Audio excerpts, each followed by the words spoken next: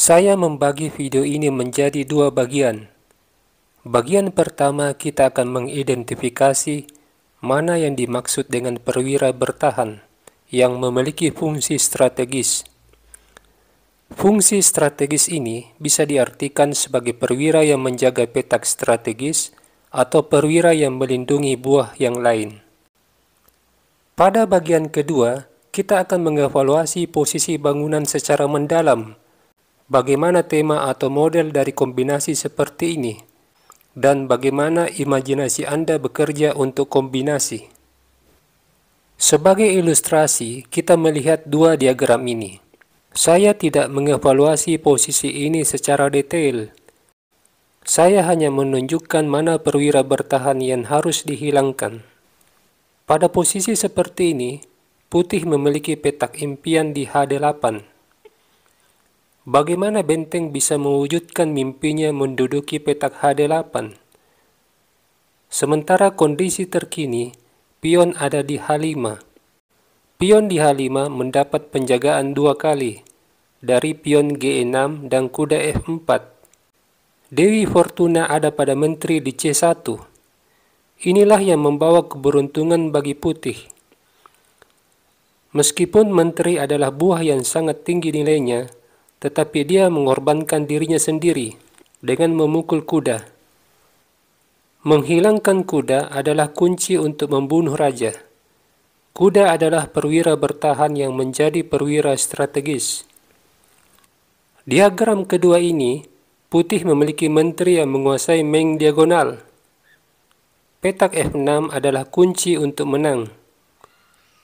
Namun sebelum menduduki petak F6, putih harus melenyapkan kuda D7. Setelah kuda dipukul, barulah kemudian putih melangkah kuda F6. Kombinasi adalah rangkaian langkah paksa yang mengeksploitasi aspek tertentu dari suatu posisi untuk mencapai tujuan tertentu. Ini adalah game dari Paul Morphy yang terjadi pada tahun 1857. Paul Morphy sebagai hitam mendapat penawaran pertukaran menteri. Paul Morphy menunjukkan bagaimana imajinasi dari seorang pecatur. Dia melihat keberadaan dua bentengnya di jalur E dan diagonal gajah yang mengarah ke sayap raja, kemudian benteng di A2 dan gajah C1 yang tidak aktif. Ditambah dengan posisi raja putih yang tidak memiliki lubang bernapas di baris kedua. Setelah mengamati posisi di atas papan, dia melakukan rangkaian langkah paksaan. Menteri kali gajah. Jika putih tidak mengambil menteri, maka putih kalah satu perwira. Sebab itu pion kali menteri. Lalu benteng G6, urutan langkah yang memaksa putih hanya memiliki satu alternatif, Raja H1. Setelah raja menepi, hitam selalu menciptakan teror kematian bagi raja. Gajah H3. Ancaman yang sangat jelas, yaitu gajah G2, memungkinkan terjadinya serangan discovery.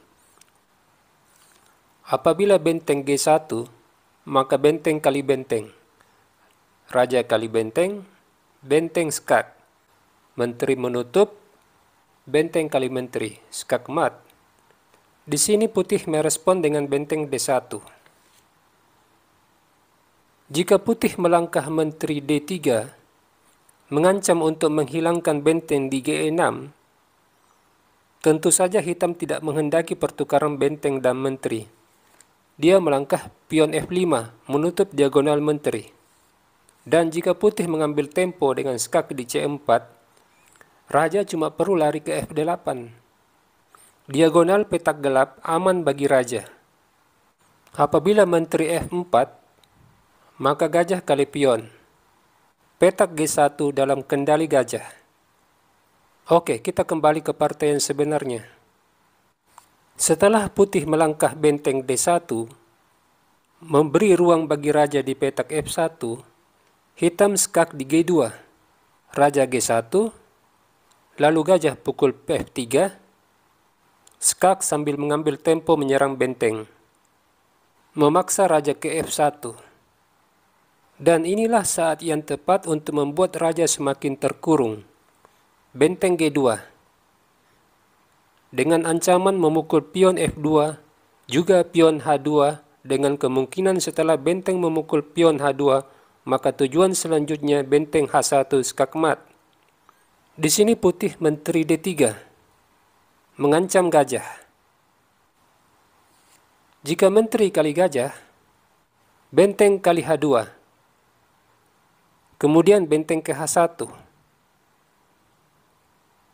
Hitam lanjut dengan memukul pion F2, skak, raja G1, lalu benteng G2, skak double, raja G1. Di posisi ini, hitam mengakhiri permainan dengan benteng G1, skak mat.